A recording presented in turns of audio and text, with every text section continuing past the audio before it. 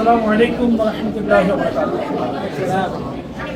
আজকে বিশেষ এই হামের টিকাদান ক্যাম্পেইন কর্মসূচির উদ্বোধন অনুষ্ঠানের সম্মানিত সভাপতি, কাপাসিয়া উপজেলার জনগণের স্বাস্থ্য নিয়ে যিনি কাজ করছেন, উপজেলা স্বাস্থ্যকেন্দ্রের সম্মানিত উপস্থিত রয়েছেন আজকের এই অনুষ্ঠানে সম্মানিত অতিথি সহকারী কমিশনার ভূমি, উপস্থিত রয়েছেন বাংলাদেশ জামায়াত ইসলামী কেন্দ্রীয় মজলিসের অন্যতম সদস্য কাপাসিয়া গণমানুষের নেতা মাওলানা শাফাউল হক,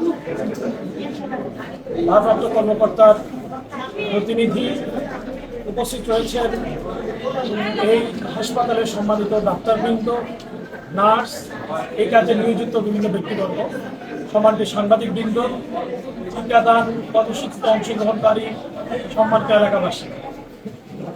মানুষের স্বাস্থ্যসেবা নিশ্চিত করাটাই হলো রাষ্ট্রের অথবা সরকারের দায়িত্ব। কিন্তু দুঃখজনক হলো সত্য, এই হামের টিকার ক্ষেত্রে আমরা গত 2 বছর অন্তত এক ধরনের শিথিলতা দেখেছি, দুর্বলতা দেখেছি। এটা আমরা আশা করব আগামী দিনে উত্তরণ হবে ইনশাআল্লাহ।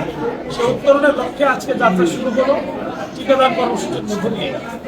এই টিকাদান কর্মসূচির মধ্য দিয়ে নতুন করে যে প্যানিক তৈরি হয়েছিল হামের কারণে, হামের প্রাদুর্ভাবে বাংলাদেশের মানুষ আতঙ্কিত হয়েছিল, সে আতঙ্ক কিছুটা হলেও দূর হবে বলে আশা করি।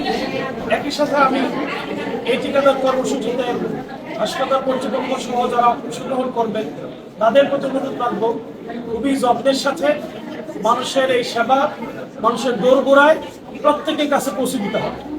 কোনো ধরনের শিথিলতা, দুর্বলতা, অব্যবস্থাপনা, অনিয়ম, কারচুপি এই ক্ষেত্রে যাতে না হয় সে ব্যাপারে সতর্ক থাকার জন্য অনুরোধ করব। কোথাও যদি কোনো অনিয়ম অথবা দুর্ব্যবস্থাপনার, অব্যবস্থাপনার চিহ্ন বা চিত্র আমাদের কাছে আসে, আমরা জনগণের এই অধিকার বাস্তবায়নের জন্য কঠোর ব্যবস্থা গ্রহণ করব ইনশাআল্লাহ।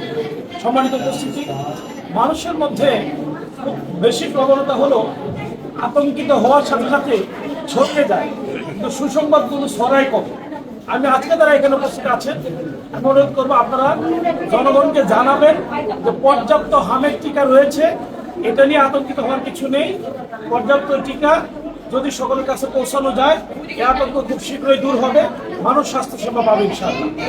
একই সাথে আমি বলতে চাই, এই উপজেলা স্বাস্থ্যকেন্দ্রের জন্য ইতিমধ্যে মাননীয় মন্ত্রী মহোদয় সফর করেছিলেন। তিনি আশাবাদ ব্যক্ত করেছেন এই স্বাস্থ্যকেন্দ্রের অ্যাম্বুলেন্সের সমস্যা, ডাক্তারের সমস্যা, নানাবিধ যে সমস্যাগুলো রয়েছে সেগুলো দূর করার জন্য তিনি আমাদেরকে আশ্বস্ত করেছেন। আমরা আশাবাদী শীঘ্র এই সমস্যাগুলো দূর হবে ইনশাআল্লাহ।